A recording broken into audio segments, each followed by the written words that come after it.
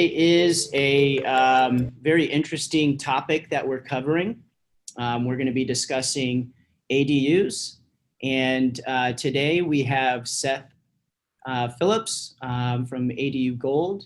I'm also joined by my co-host Adam Smith, who's going to be assisting with some questions. And so without further ado, let me introduce Seth. So his background is in ADU development. He's done some recent projects, which hopefully we can cover in this. And he is more of a resource now for those investors out there that are interested in beginning into, taking a project that perhaps you're looking at more only as a fix and flip, but now you have an opportunity to be a little more creative and increase that value. And if you have any rental properties, perhaps there's some additional value that you can bring to it with ADU development. And so, Seth, without that, let me pass it over to you if you'd like to introduce yourself, and then you can share your screen for your slides that you have. Fantastic. That sounds really good. Thank you. Thank you so much. I really appreciate the opportunity. So I'm going to get into this slide right now. And here we go. Great. So welcome to our presentation, how to double your multifamily income with ADUs, which, by the way, for people that don't know, is an acronym for accessory dwelling units. My name is Seth Phillips, also known as Mr. ADU, and I really appreciate you joining us today. Okay, I'm going to walk you through a slideshow that will explain how you can make money, and I mean big money, by following the step-by-step instructions you'll receive during this presentation. I'm really looking forward to sharing all this information with you today, but it's a lot to talk about and it's a lot to learn, so I'm going to offer everyone that stays to the end of our presentation a very special gift to help you blast off on your ADU journey. So here we go. Now this whole webinar can be summed up in just one sentence. That's right, one sentence. You have the right to build 3 or more ADUs on your property, period. No planning department, no public meetings, no asking pretty please. It's your right, okay? Well, that's great, but that doesn't mean anything if you don't act on it. Now, I'm going to explain to you how to do it, but it's up to you to make it happen. So let's get started right now. So just a quick background of me. I'm originally from Minnesota, you betcha, but I've lived in Los Angeles for about 35 years now. I've been a broker agent in LA for about 30 years. And I went into the real estate construction development world about 12 years ago when the market crashed and I didn't have a job as a real estate agent anymore.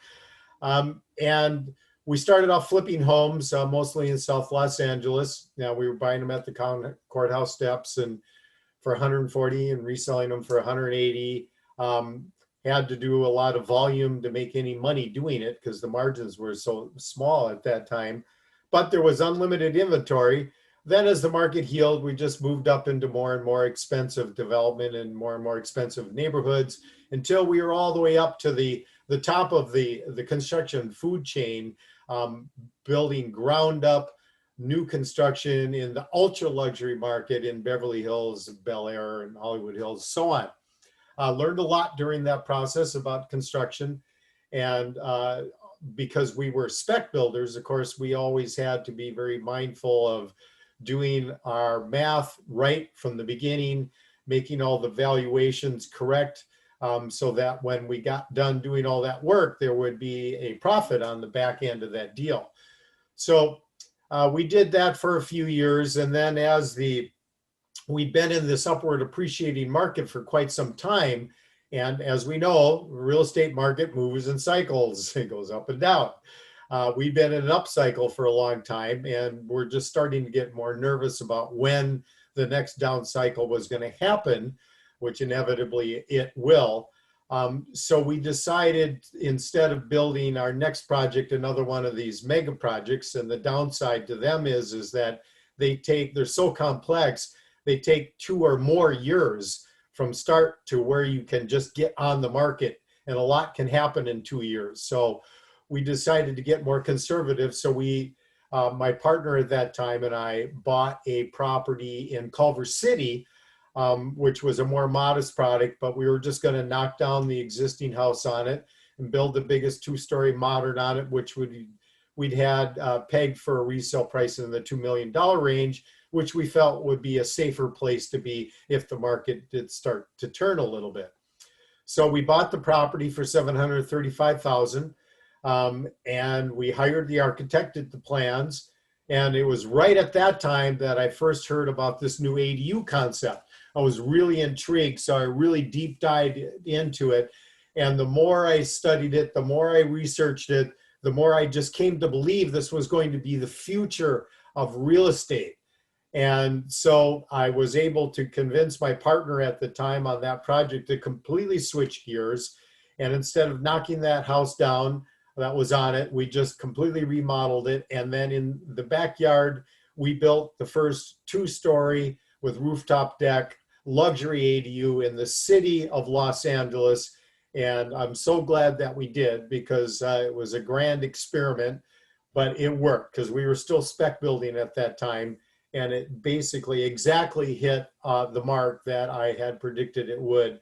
And we'll be talking a little bit more about that in a couple minutes. So what is the opportunity? Well, the original California state laws went into effect in 2017. And that allowed single family homeowners to add a second living dwelling on their property.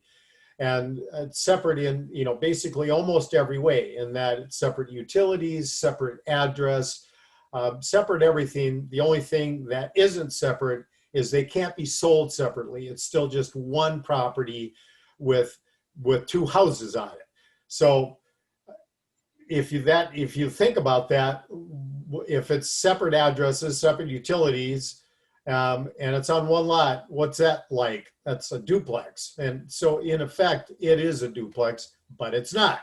It's a single family home with a accessory dwelling unit on it. And there's a lot of specific real estate and law differences between these 2 concepts, but it is in effect a duplex.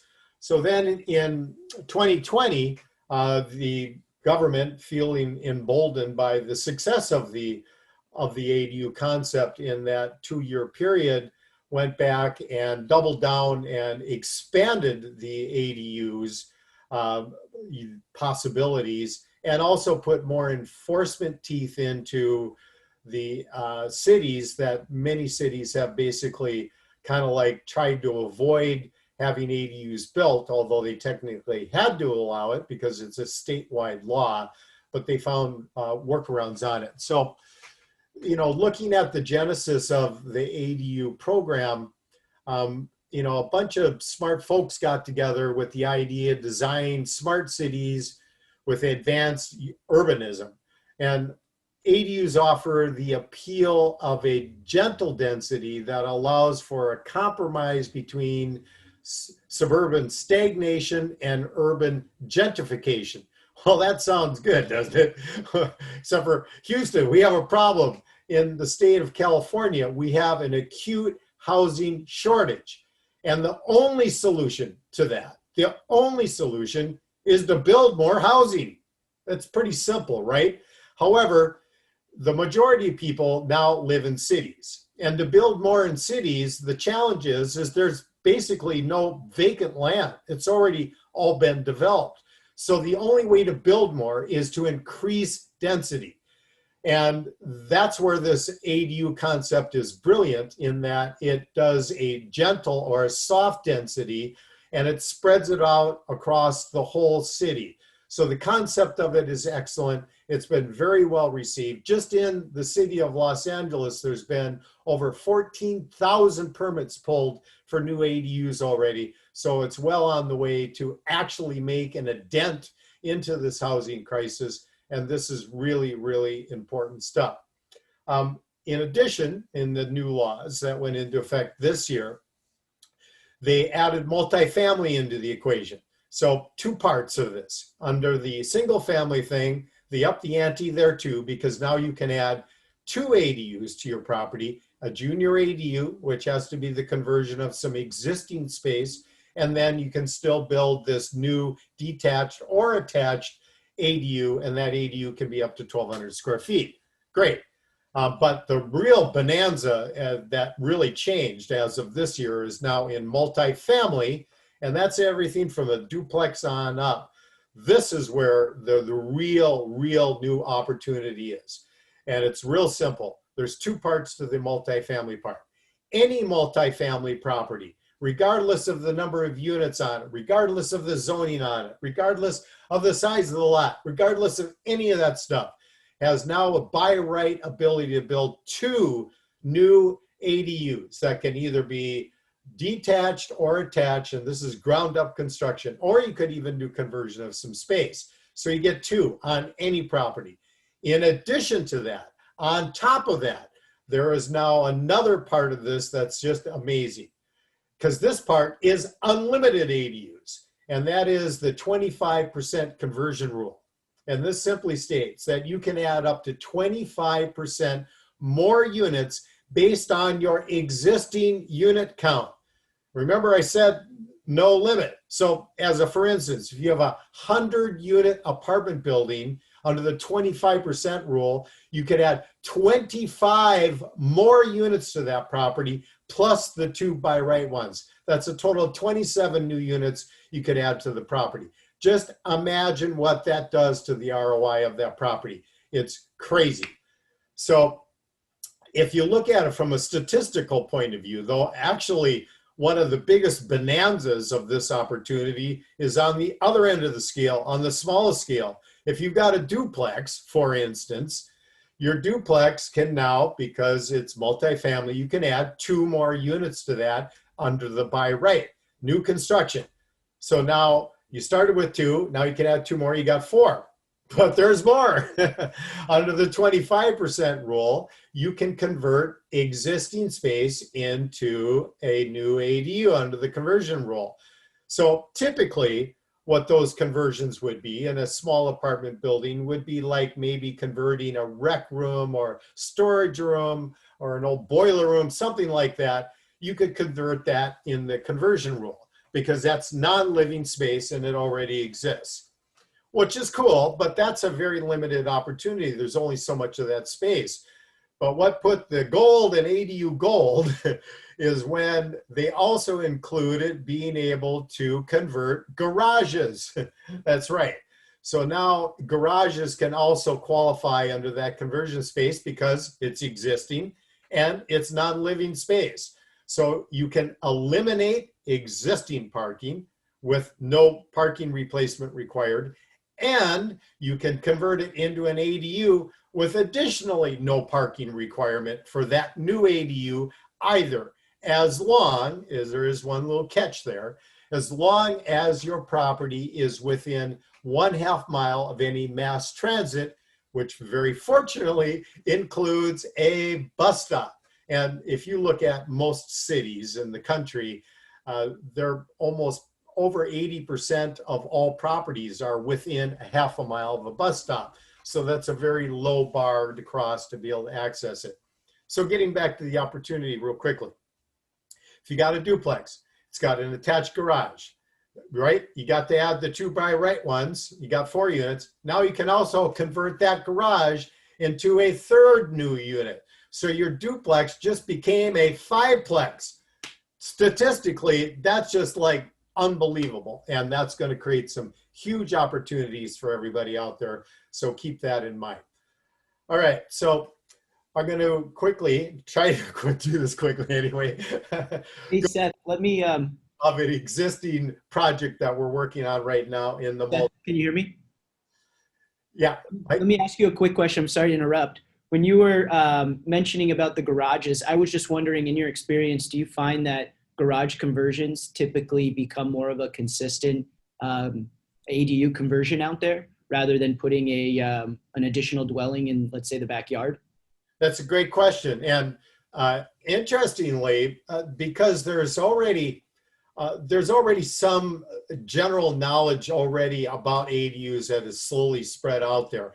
And for some reason or other, when I'm talking to people, the great majority of them start their conversation with a garage conversion, because that's just like, that's kind of the image that's been painted of it. And that is an opportunity there. And it's a very good opportunity. However, when you analyze the whole spectrum of opportunity in ADU, you're probably going to find out that there are alternatives that are better. But certainly it's a huge part and always will be of the ADU world. And it is definitely the one that most people already have in their heads. That answer your question?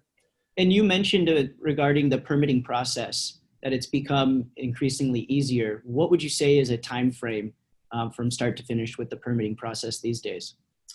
Well, the permitting process is getting easier in some aspects, but of course, since Corona came along, as in pretty much any kind of city services in particular, it has definitely slowed things down. You're looking at, just from the COVID factor, probably an extra 5 to 6 weeks in your permitting process right now.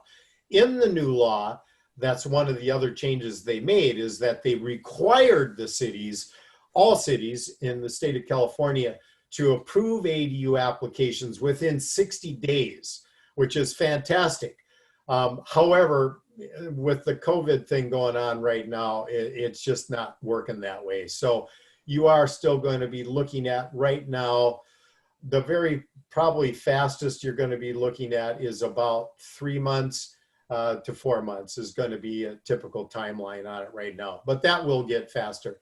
And on that note specifically, and this literally is fresh news, I just got the notice, I believe 3 days ago, the city of Los Angeles anyway, just changed their LADBS, the Los Angeles Building and Safety Department guidelines, till now all ADUs can be filed electronically, which is fantastic. That will actually help to speed the process up, something that all projects should be done. It's so ridiculous that the LADBS is still asking everybody to bring in these giant, huge pieces of paper in rolls, 50 pounds of them, carrying around in carts to do this process, when everything should just be done with electronic documents now.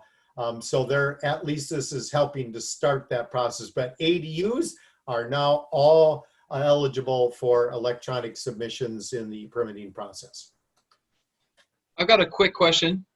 Sure. So in the scenario that you were talking about, you're talking about the duplex where you can add 2 more units and then also turn garages into units. My question would be on the back side of that. When I go to sell it, do I sell it as a duplex with ADUs, or do I sell it as a 6 unit or a 4 unit with garage rooms? What's it look like for me as a seller when I go to sell? Well, technically your property is going to be a duplex with 3 ADUs, 3 accessory dwelling units. That's what it technically is. In reality, it's a property with 5 rental units on it. So that's a 5-plex as far as I can tell.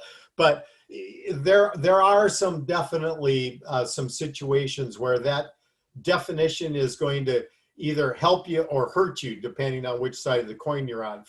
In the lending world, for instance, are they going to look at that as being 4 or less, which has a different lending guideline than 5 or more?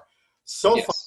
far, lenders seem to be sticking with this as not creating more units. It's literally, they're just accessory dwelling units. And so they're partitioning them out in a way. And I think that overall, that probably is more pluses than it is minuses in the lending world right now. And Mike could speak more to that, I'm sure. Yeah, we'll touch on that.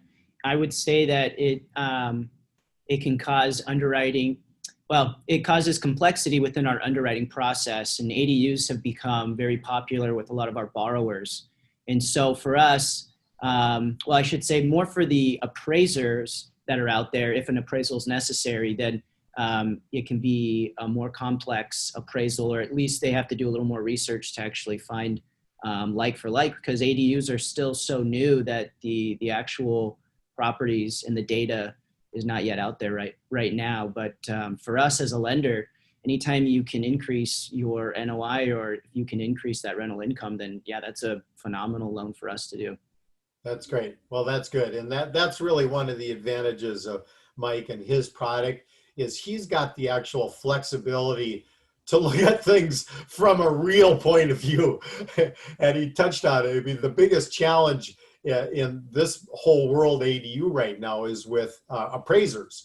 And, you know, appraisers have a very simple job.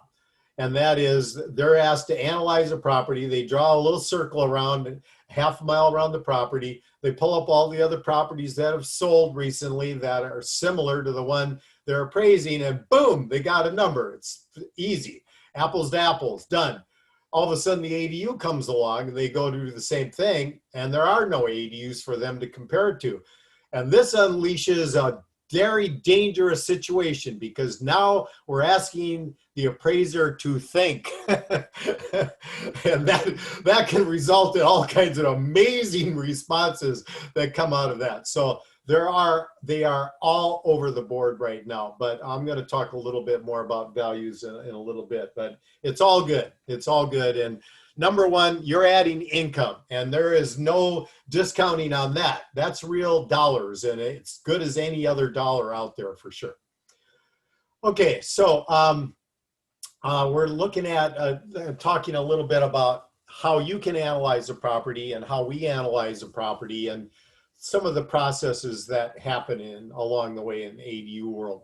So we're looking at right now a project with one of our multifamily clients that we're working with now. This property is just north of downtown Los Angeles in one of these kind of up and coming hipster neighborhoods, which is a specialty for this company. They buy old buildings, totally redo them, re-up them into this hipster kind of rental style and rent them out at really, really good money. So now they also discovered with the ADU they've got another option, and that is to add more units. Everybody likes that idea. So we're looking at this property, and what are the most important things to look for when analyzing for an ADU? Number one rule, is there room for an ADU? That seems pretty simple, but it's just kind of, that's the starting point. So looking at this property, this is utilizing one of our most important and intelligent analysis tools. It's called Google Maps. But it's so spectacular. Now you can go to any property, look into it, spin it around, do it in 3D. I mean, it's just absolutely remarkable what you can do from outer space now. Not only that, most people are not aware of this, but it also has a measurement tool built into it. You go to any Google map, you're looking at it, you right click your mouse, a little menu pops up. One of them is measure. You click on that and you can actually then put your cursor anywhere on there and measure anything from outer space. So in this property, I looked at it, did a measurement on it, and that backyard is about 45 by 45 square. So we've got lots of room to work with in the back. When you're looking at that highlighted area, you can probably see, not too clearly, but there's a one-story garage structure on the very back of the lot, which is very typical for these kind of small apartment buildings. And in this instance, we're actually just going to completely knock that down and then build our 2 by right new ADU detached in back of this building. So that's the way this particular one's going to go. So analyzing to see if there's room for it, and then just looking at the dynamic of the neighborhood, what the parking situation looks like. One of the cool things that is happening and is part of the whole ADU concept, and the no parking thing is, people are going, well, that's kind of crazy. Where are all those people going to park? Well, the reality is, in our society, things are changing, and they're changing very quickly right now. The youngest generation right now is the first generation that actual car ownership is going down, and it's going down fast. Does that mean people are not driving in cars? Not as much, because they're also doing healthier means of transport. bicycles and scootering and all that stuff. But the reality is it's an economic decision mostly. Now people starting out are looking at the cost of buying and maintaining a car versus just pushing a button on their phone and a magic car appears and takes them wherever they want to go. Well, for a lot of people, it's less expensive to do it that way in their life, where they are at this point in their life anyway. So they don't need to own a car. And a lot of the tenants of this company, as I talked about, they rent to primarily this hipster crowd. They've already found that a lot of their tenants already didn't have cars. So that parking space was just completely meaningless. So being able to convert that now into rental generating space is a radically positive thing. And you're going to find that there's going to be a lot less resistance to it, that idea, than ever before. And it's just going to continue in that direction.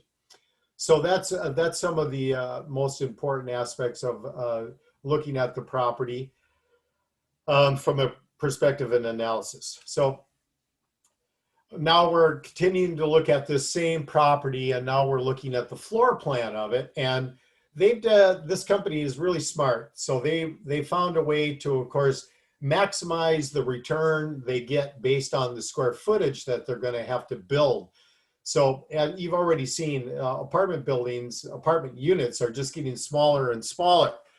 And that trend is also going to continue, which is a combination because pricing forces us to do that, because we have to try to keep it as affordable as possible.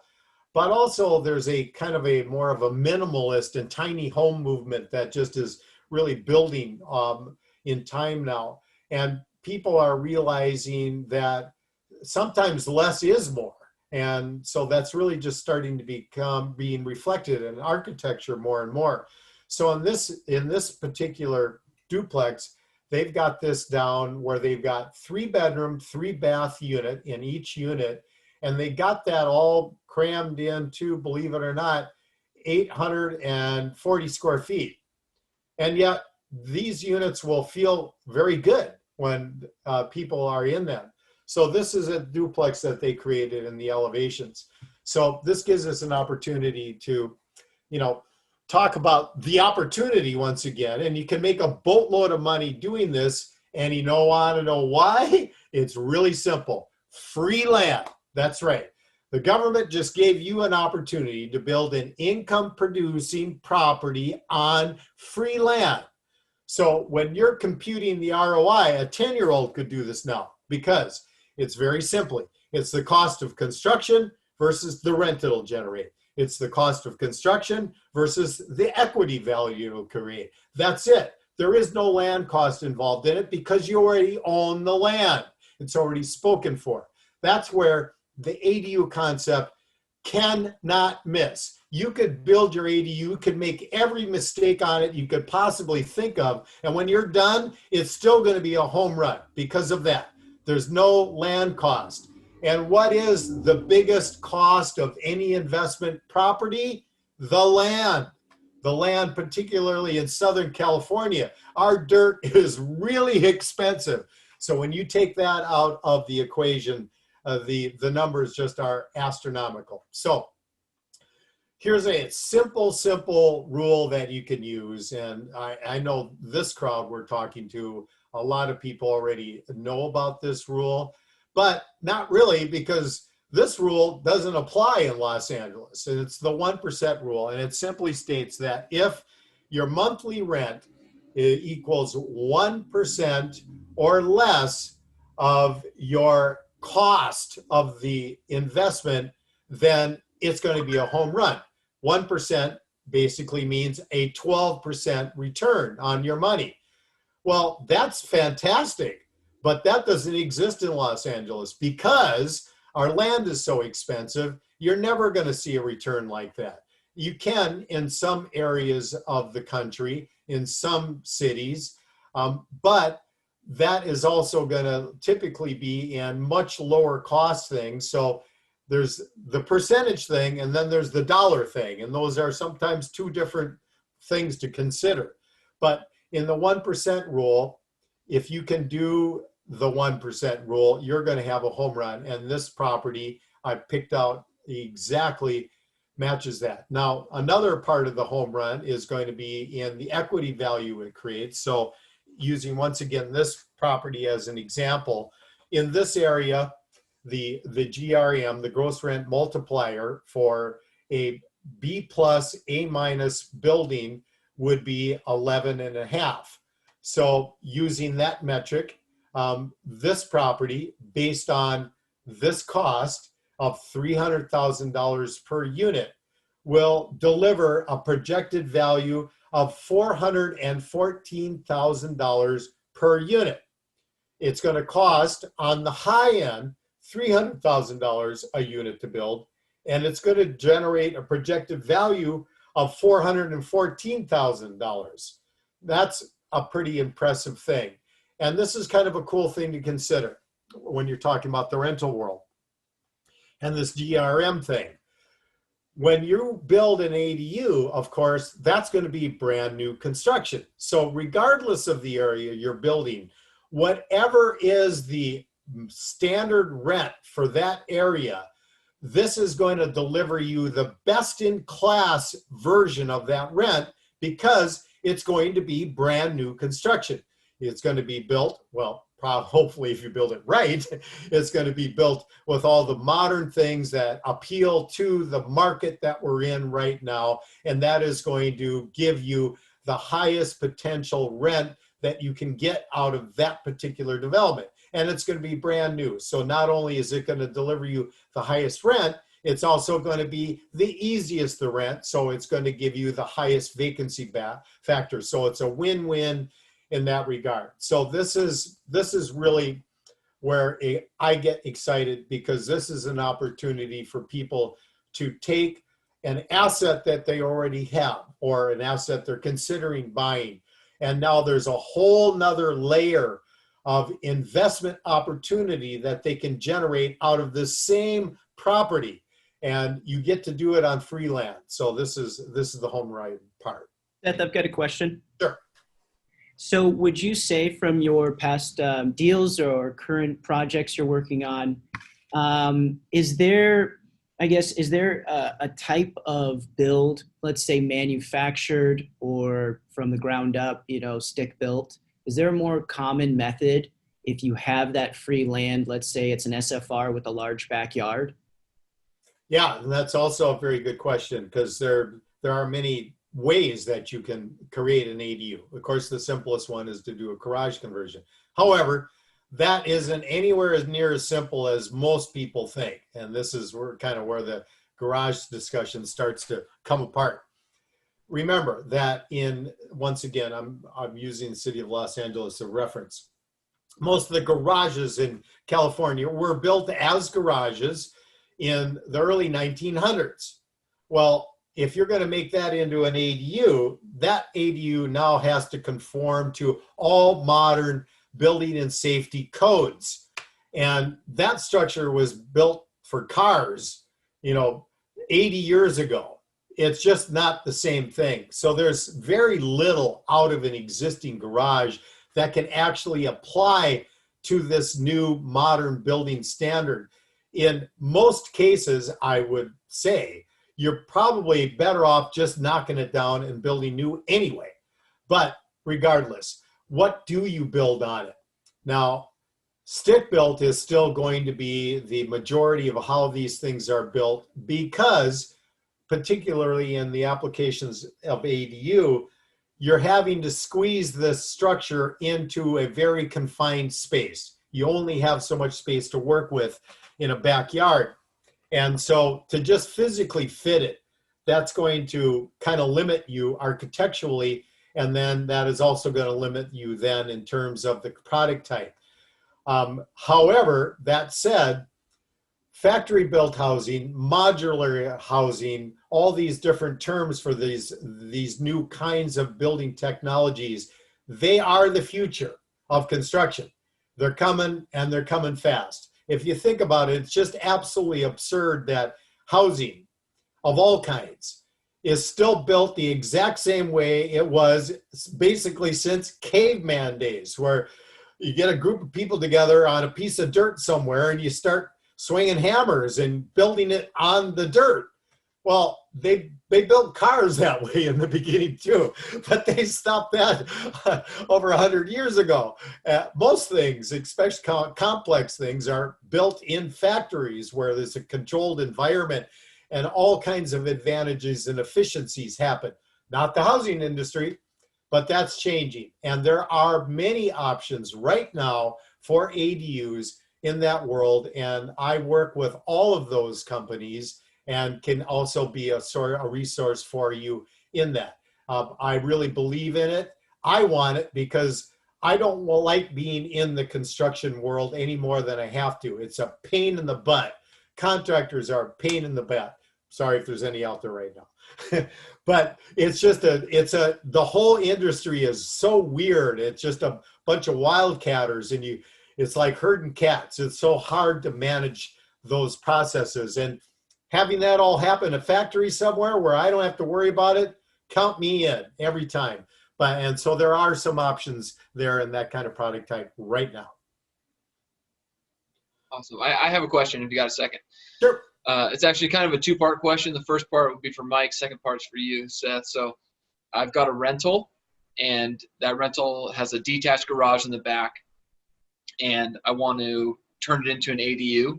So Mike, you guys being a private lender, is that something that you could lend me the capital for me to get done? And if so, Seth, what's my first step? Where do I start on that process? I've already made the decision I want the ADU, then what? So Mike, if you could kind of lead me into that. Yeah, that's an interesting question, and it's common actually within our office. So a rental property where, let's just assume you have current tenants paying rent and you have this extra land that you want to develop the ADU. The short answer is yes, we would lend to that. How we would do it, that's a longer answer, and we can get into that down the road. But for a lot of our borrowers, we've been able to deploy dollars more of a cash out refi structure, or in any case too, if you're buying a property to create a rental, we could do more of an improvement loan. And so with the improvement loan, we can typically deploy, let's say up to 80% or 70 to 80% of the purchase price, but we can also stack on up to 100% of the improvement cost. And so allocating the dollars towards the ground up construction, or if it's a manufactured property, it doesn't really make much of a difference for us. Just as long as you're adding that value, that's really how we're going to underwrite it in our office. Awesome. Thank you. So now that I've got my dollars squared away, Seth, what's my first move? What do I do next? Well, certainly, matter of fact, that kind of ties into one of my next slides here. So I'll perfect answer in just a second. So the numbers sound great, right? So now you're ready to build, but what should you build? Well, this is a really good question. And the thing that to keep in mind here is that, in answer to your question, is this is a really complicated process. So yes, you can in fact do all of that stuff yourself, but do you really want to learn the mistakes by making them? And for most people, that's a no. So I would recommend, regardless of whether it's our company or another company, that you certainly get qualified people to help you with this construction business. But we are in this business, and we are consultancy, but we offer everything from just consultant services all the way through assisting you all the way through turnkey construction, handing you the keys and everything in between. So that's the architectural, the engineering, the expediting, then the actual, all of the site prep work, and then the full-on construction of the unit, all of that stuff. And it is a complicated process, but done right, then it's so pays, because it's like everything, you pay for what you get. And because you're making this as an investment, and for the majority of people out there, at least in the rental world, they're more long-term investors you want to build something that is going to be sturdy and is going to require the least amount of maintenance as you go along. So we offer any of these services for you. And our first step in the process is that anybody that's got a property, and as I said at the beginning, and I'm saving it for the end, we're not quite at the end, but I'm going to tell you about it right now. Our first part of the process would be, when a customer calls us, is that I would first do a desktop review of their property for them, and we usually charge $250 for that.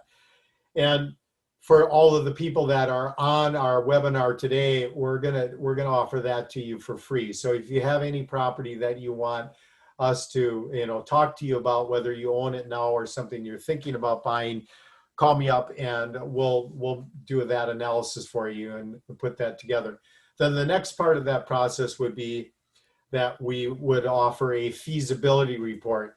This is a radically more detailed report that we put together, and we actually send out architect or draftsperson to go out and actually measure everything about the property, analyze everything about the property, analyze all of the legal jurisdiction things that apply on that particular property in that location. And then we will be able to then tell you what's the maximum opportunities you have on the property. Based on that information, then you tell us what you want to build on the property. And then we would put together a specific proposal based on that, including a architectural floor plan and elevations of what that product would actually look like on your land, along with a bid from the architect and engineer that put that together for what the full cost of putting the full package together of all the architectural and engineering drawings and paperwork that would be required to submit it for a permit with the city of Los Angeles, along with the cost of the expediting of that through the city, an exact number of what that'll cost, along with an estimate of what the actual building cost would be to construct it. Then, if you want to move forward with us, then the architect would put together those plans and the engineering, and we'd take it through the city and get it to what's called RTI, ready to issue. And then at that point, then we would go into the next phase where we would invite out 2 to 3 of the contractors we work with to all independently build on the construction of that unit. And you wait till that point, because until they're actually looking at a set of approved plans, they don't know exactly what they're going to build. So they can't give you an exact price. They can give you an estimate. And that's why we give the estimate in front. But to get the exact price, which they can put into a contract they can guarantee the price of, they have to have actual ready to issue plans to base those bids on. So we bring out several of them so they know they're bidding against other contractors to get the best price for the client. Then the client picks which contractor they want. They hire that contractor, they build it, and then if they're working with one of the contractors we recommend, we will receive a referral from them. And we built a very, very transparent system so everybody knows what everybody's getting paid for doing what in the process. And we charge 5 to 8% depending on the size of the project. The bigger the project, the smaller the percentage is, because the work is relatively fixed depending, it doesn't vary that much depending on the size of the project. So we charge 5% on the low end. The contractor agrees to pay us that as a referral fee. What that is really in effect is they're paying for us to stay on and provide a whole nother level of oversight through the entire construction process all the way to the end. So we basically, that pays us to work for the consumer and making sure that the contractor is doing what they said they were going to do, when they said they were going to do it.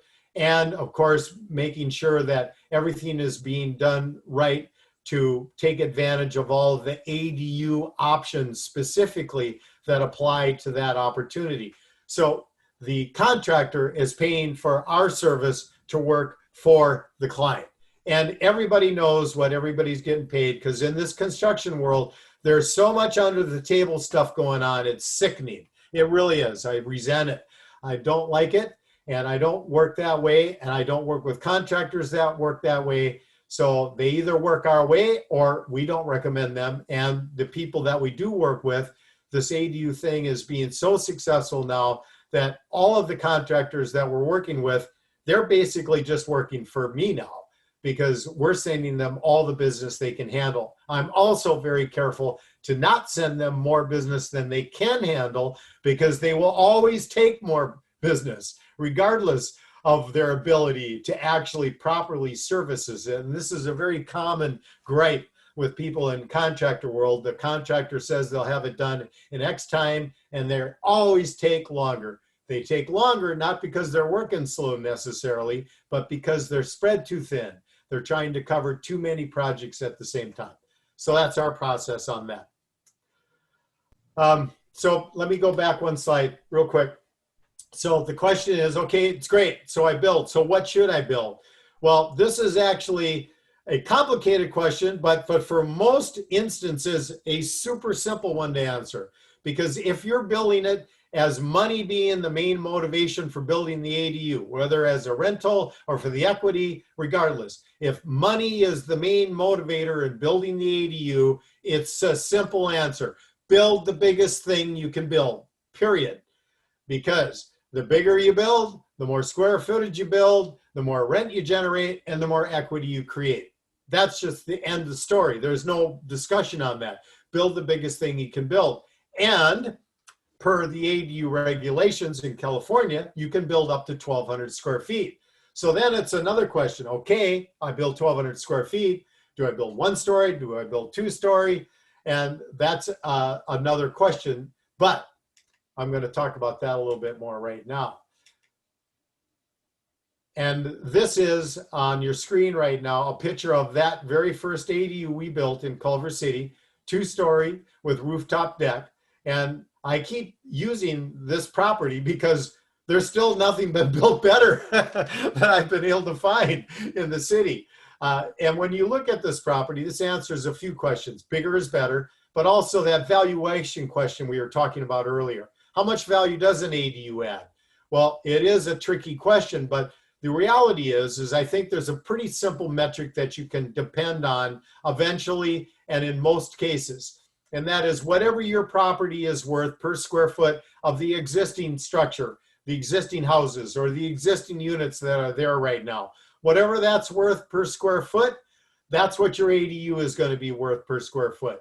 And when we built this first ADU, we didn't kind of dip our toe in the water. We went all in and we built 2-story with rooftop deck. So we did that for a reason, because this is just a universal rule of real estate.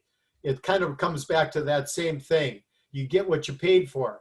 If you build beautiful product, you're going to get the best possible return monetarily out of that product. So we made sure we built the best thing that we could build. I mean, nothing crazy. We didn't put gold color covered, faucets or anything like that in there, but practical things, smart things. So this is an example where building big, this thing is not that big though. This ADU you're looking at right now is actually only 940 square feet, but it's built above and to the side of an existing garage. I got air quotes here, if I can find my camera, because that is still technically a garage, but it's not being used as a garage, is it? Well, that's being actually used as a family room by the person that bought it. Now, it's still technically garage, so it didn't count against the total square footage that we could build. We were restricted on the size of the unit we could build on this because of the size of the lot. Believe it or not, we got all of this on a lot that's only 4,600 square feet. So another kind of tip, and this is kind of some of the things we've already learned in ADU land, is things that you can do to maximize value. Doing this garage thing, maybe that's something you might consider. The other thing is the rooftop deck. That's the best ROI you could ever possibly come up with in the one-story city of Los Angeles. Because when you get a balcony, rooftop deck on top of a two-story structure in a one-story town, you've got unbelievable views from up there, and it adds amazing value. And adding a rooftop deck is a very low-cost improvement because, number one, your structure has to have a roof anyway, right? Well, so the only extra cost to a rooftop deck is a more durable roof because people have to be able to walk on it, and then a set of stairs to get up to it, and then that little 3.5-foot pony wall around the outside so people can't walk off the edge. Well, you put all that stuff together on the high side, you'd probably be talking about $35,000. That added an additional 400 square feet to this property in a neighborhood that sells for over $800 a square foot. Does that sound like a good investment? Damn straight. That's right. So these are just some of the many ADU kind of like specific value add things that we've figured out over the 3 years almost that we've been doing this now, that I take great pleasure in sharing with people. And there's a lot more of them. So once again, I hope that you do an ADU, wrapping things up, and that you consider our company for that. But regardless, I'm available. I'm an open book. You can call me anytime, ask me questions. I'm there for you. And we are offering that free property analysis for you. So just get in touch with me. Our website is super simple, adugold.com. My email address is super simple, Seth@adugold.com. I'm really easy to get hold of. And if you want to write my telephone number down, I can give you that. And you can put that in the notes if you want right now. And that's 213-784-4447. And I am available anytime. And hope we got it in a reasonable amount of time for you guys. And any questions, let me know. I appreciate it. You did great, Seth. And as we wrap up here, just a few questions. When I saw that slide, the ADU that you completed in LA, I think I'm curious, so I know our audience is curious. Can you take us through the actual numbers on that? What did you purchase the property for? What was the renovation budget? And if you sold it, what did it sell for? Right. Yeah. Well, let's go back to that. So we purchased that property for $735,000, and we spent about $600,000 total in the total rehab of the front house and the construction of the ADU. And we resold the property, and you can go online and see this, for $1,805,000. So we not only proved it, but in the process of doing this project, we set an all-time new per square foot sales record for the neighborhood. And that's a pretty expensive neighborhood. Like I said, it's over $800 a square foot. So and if you look at this property, you can see that ADU actually represents the majority of the value of that property. Sure. A little add-on, it's actually the guy that bought it, guess where he lives? In the ADU, of course, because it's a stunning house. And he rents the front house out for $4,500 a month. And if he was to rent that ADU out in that location, he would get $5,500 a month for it. So the return on that project was very good. Great. Well, I appreciate it. And then again, for our viewers, we will have links sent out after this webinar to the content that we went through and contact information for Seth, as well as myself. So if you have a project that you are working on now and you want to consider doing an ADU, I would suggest reaching out to Seth. He said he's willing to work for free for anyone that's on this webinar now, so take advantage of that. And if you have any questions on structuring financing for the build or for the acquisition, you can always call us or send me an email or go to the website and do and request a formal loan from there. Adam, any final thoughts, any final questions? No, I think he answered most of the questions that I had before I even asked him. So I appreciate that. You're very well informed on this issue, and I really appreciate the content. Thank you. So I have two closing questions for you, Seth. One just came to mind. I'm wondering, and I haven't done too much research myself, but only from the loans that we do here in our office, and we lend in several other states, not just California. Loan requests that we receive for ADUs are fairly common in other states. Would you say that California is leading the way, or do you know anything about other states and how consistent they are with allowing ADUs, and how easy is it? Yeah, that's great. I mean, I'm really excited about that because this is not a California thing. California is the inventor of a lot of new housing trends, but they weren't on this one. The first place in the US I heard about this was in Portland, Oregon, and Oregon's become a pretty progressive state. But that's not the beginning. The beginning of it, actually, first that I've been able to find any, was in Vancouver, Canada. And they started ADUs over 8 years ago. They're called laneway houses, which is what they call alleys there. But this trend is growing because the housing shortage we have in California is not unique to California either. In many areas, particularly in the more urban environments, they're facing housing shortages. So there are now already not statewide laws, but there are ADU laws in 32 states now across the country.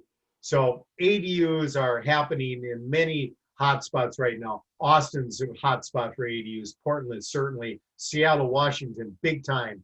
So there's a lot of different areas, and even in the East Coast, there are some, in Washington, DC even, there's ADUs now. So there's ADU opportunity across the country, and the concepts of it are still going to be universal.